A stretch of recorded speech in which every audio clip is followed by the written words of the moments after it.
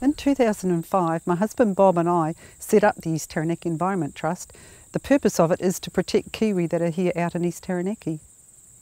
The project has grown. It's now 13,000 hectares. It's a mix of public and private land involving 38 landowners. It has around 75% Indigenous forest. The main problems we have in this project are predators. That includes possums, mustelids and feral cats. Predators are the major threat to our native flora and fauna.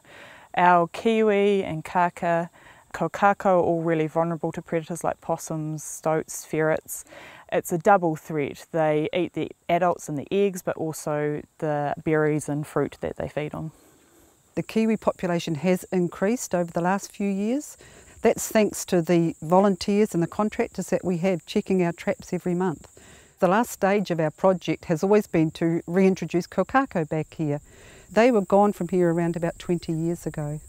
That's meant that we have to ramp up our predator work that we're doing. It is a very rugged terrain that we have here, and we've found that that's where our real challenge is, because this is not an easy area to do intensive predator work on. WWF wanted to help ETT, and we recognised that one of the key areas that they needed to work on was finding efficient pest control for their project area. Robbie, Craig and I were all studying industrial design at university together. Robbie kind of sold us on the idea that if we could create a resetting trap, it would be the next big step in conservation. So we set a bunch of principles for our company and the traps we were developing, that they had to be obviously resetting, but the other things, they had to be able to be used by everyone. They had to meet the highest humane standards. They have to be toxin free, so we're not going to kill the animals using toxins. We can have lures that attract them, but it has to be a humane kill device that does the actual killing of the animal. Well, the trap's powered by this 16-gram threaded gas canister.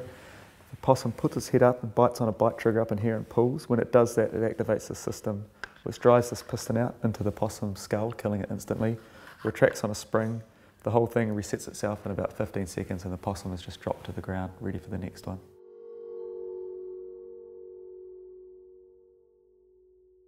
The Goodnature traps have the potential to revolutionise pest control in New Zealand.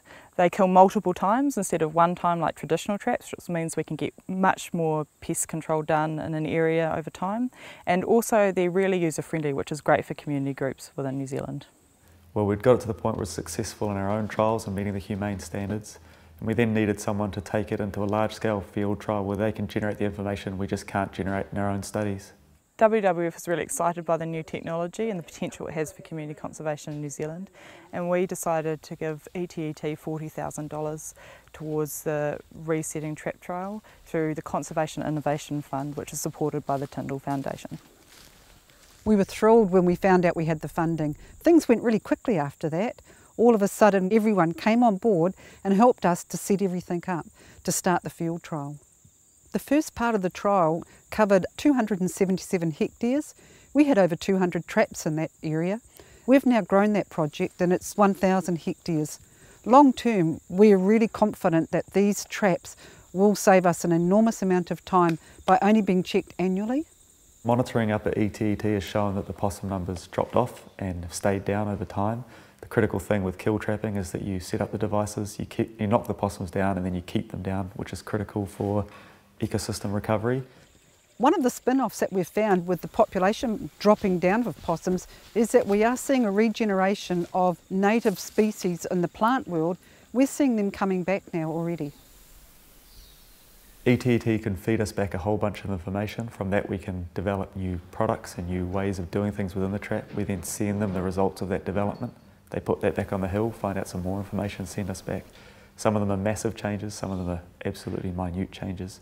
We were really happy with how the trial went, and we thought it was really important to have a community group involved in the trials as well, instead of just the scientific trial, to check usability as well. And the results that ETT got were great and were beyond what we expected from the trial.